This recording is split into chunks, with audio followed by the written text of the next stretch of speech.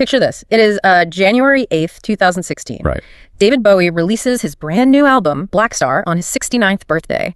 And fans and critics, they just immediately tear into it. Oh, absolutely. The consensus is just sheer awe. Yeah. People are praising its, obscure avant-garde poetry. They're calling it this beautiful, almost meaningless exploration of sound full of jazz dissonance and cryptic lyrics. Because the world just assumes it's, well, another impenetrable triumph from a man who is known for being unpredictable. Exactly. But then, just 2 days later, on January 10th, the world stops. We learn that Bowie has died of liver cancer. It was shocking.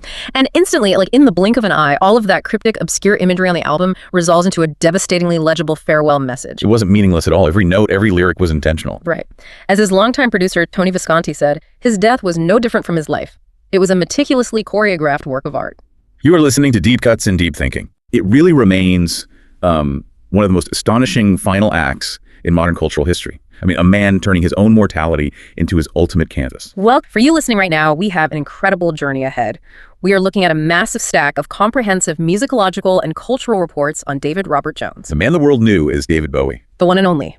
And our mission for you today is to uncover what we're calling the Bowie Principle. Right, this profound idea that treating your identity as a highly plastic, ever-changing performance isn't a form of hiding from the world. No, it's actually the ultimate shortcut to creative freedom and ultimately to survival. Because Bowie didn't just change musical genres like he was changing clothes. He systematically dismantled the very idea of a fixed self. He created these vivid, alternate personas. Yeah, personas that genuinely reshaped modern culture, proving that identity isn't something you were just born with. It is something you construct.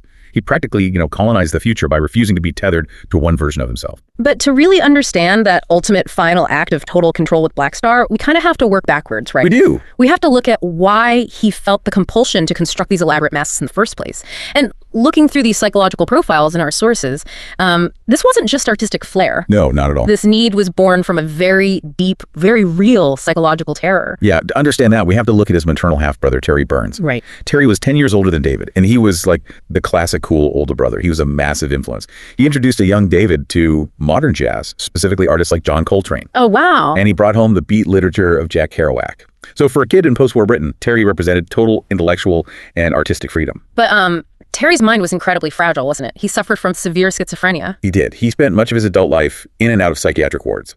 And witnessing Terry's catastrophic mental collapse, well, it implanted a persistent fear of hereditary madness in Bowie. I can imagine. He watched the brother he idolized lose his grip on reality. That implants a terrifying question. If the mind could just shatter like that, who was the self? Right. Bowie was genuinely terrified that he, too, carried a genetic time bomb, that he would inevitably lose his mind. Reading that changes everything about how I view his career. It makes me think of these personas almost like psychological firewalls in a computer network. Because in cybersecurity, you build a firewall so that if a system gets infected by a virus, the core operating system remains protected. Right. So for Bowie, if you build a character and you put that character out into the toxic environment of the world, the scrutiny of fame, the pressure of the media, and that persona goes mad or gets destroyed. The core David Jones remains safe behind the firewall. Exactly. He could just delete the infected persona and spin up a new one. That is a brilliant way to frame it. And this survival tactic, this psychological firewall, is the direct mechanism that birthed Ziggy Stardust in 1972. The ultimate alien rock messiah. Exactly. Ziggy was a radical synthesis of everything countercultural. Flame-haired, costumed in avant-garde Japanese designs, singing about impending doom and cosmic saviors. But Ziggy wasn't just a costume. No, Ziggy was a fully realized psychological construct that allowed David Jones to be completely fearless on stage. It proved visibly, spectacularly, that identity and desire were negotiable. But the tragedy of the firewall, though, is that it can fail. The mask can fuse to the face. Oh, man. Yeah, that is the inherent danger of the Bowie Principle, right? If you inhabit a reality too deeply, your brain stops recognizing the boundary. Exactly. Bowie admitted he genuinely lost track of where Ziggy ended and David began. The character's megalomania and cosmic exhaustion, they were seeping into his actual psyche. The firewall was crumbling. It was. He had to kill his own creation before it killed him. He did. He suddenly and unexpectedly retired the character live on stage in July 1973. He didn't even warn his own band, did he? No, he just stepped to the microphone and announced it was the last show they would ever do. Wow. So the core operating system survives. But the threat obviously doesn't disappear. By the mid-70s, Bowie's living in Los Angeles, and the details from our sources depict a man who is completely unmoored. I mean, he's surviving on a diet consisting almost exclusively of milk, red peppers, and massive amounts of cocaine. It's just wild. It is. He's obsessed with the occult, drawing pentagrams on the floor, consumed by paranoia. He thought witches were trying to steal his semen to make a demon child. I mean, he was far beyond a quirky artistic phase. He really was.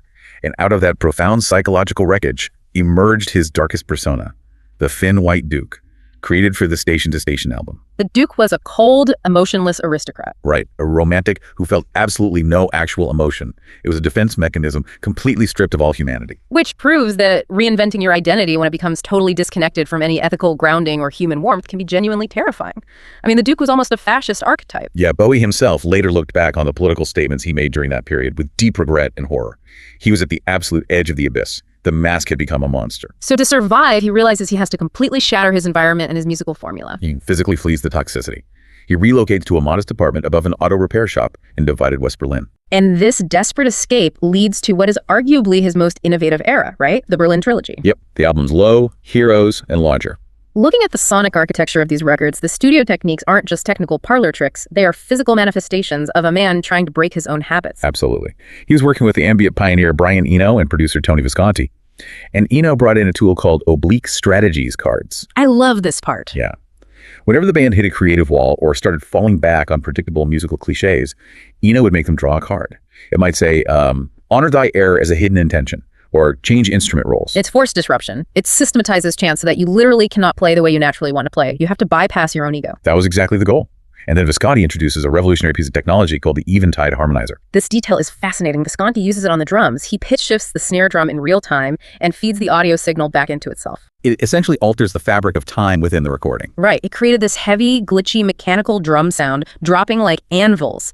That single engineering trick literally defined the drum sound of the entire 1980s. It was the sound of industrial, divided Berlin captured in a drum beat.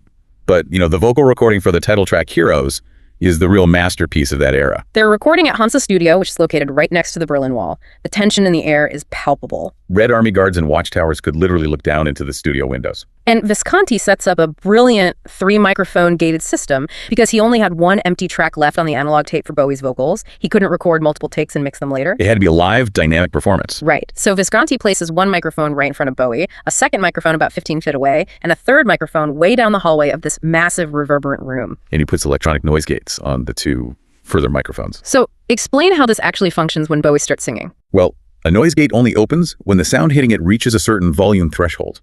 So when Bowie sings in that low, quiet register during the verses, only the closed microphone picks it up. The gates on the other mics stay shut. Exactly.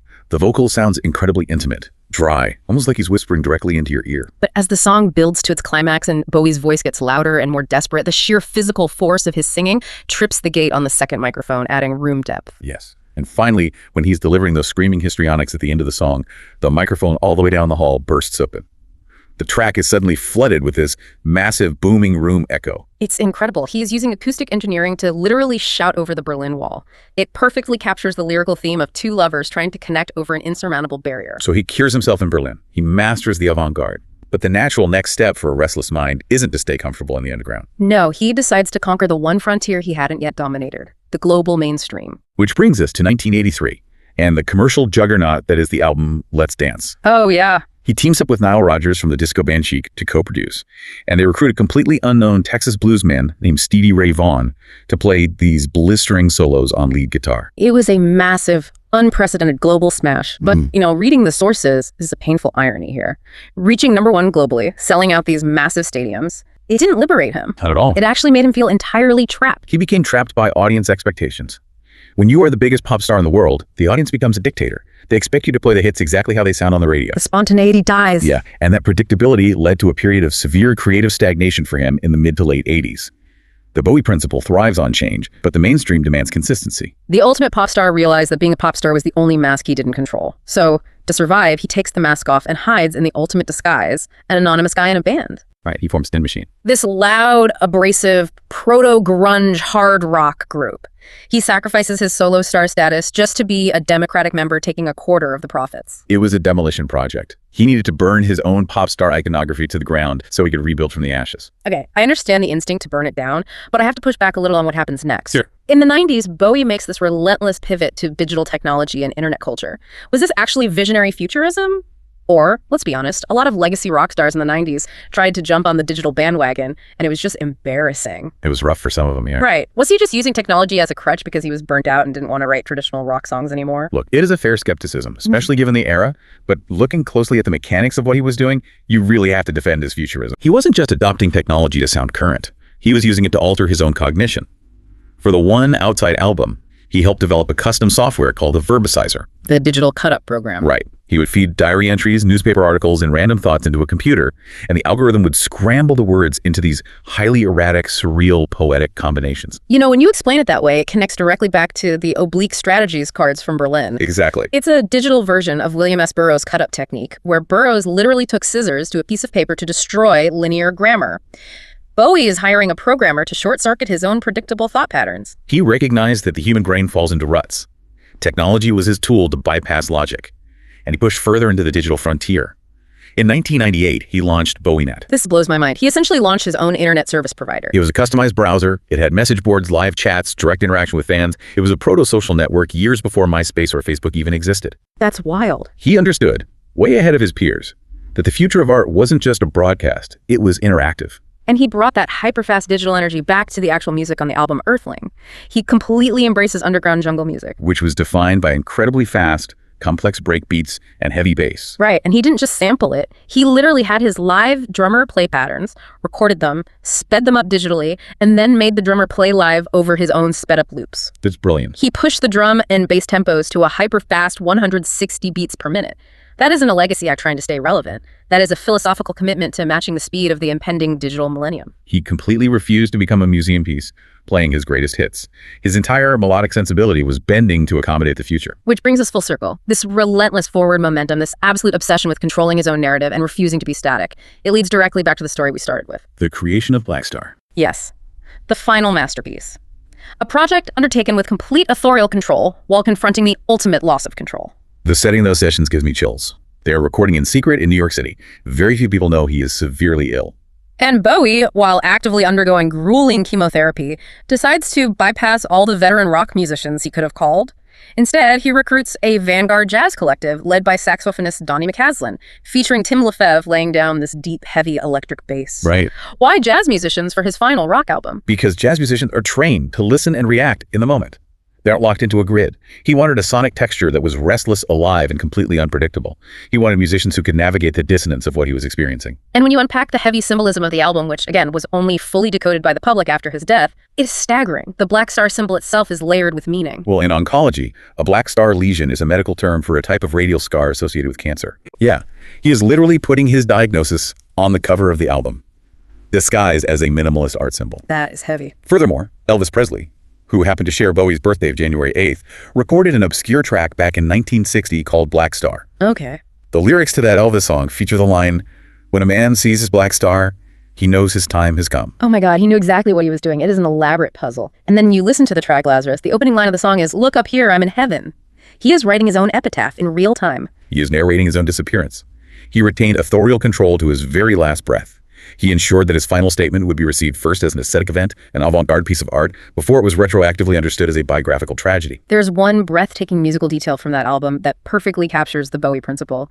It's on the final track titled, "I Can't Give Everything Away." It's a beautiful song. It really is actually very bright and upbeat compared to the rest of the record. Right in the middle of it, Bowie plays this warm, nostalgic harmonica solo.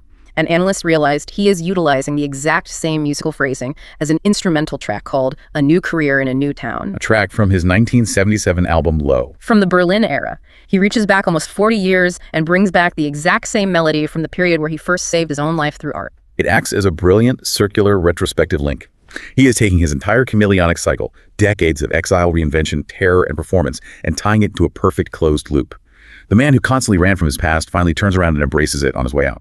So after unpacking all of these sources, what does this actually mean for us? What is the lasting takeaway of the Bowie Principle? That's the big question. I think he proved that authenticity in art and maybe in our own lives is itself a performance.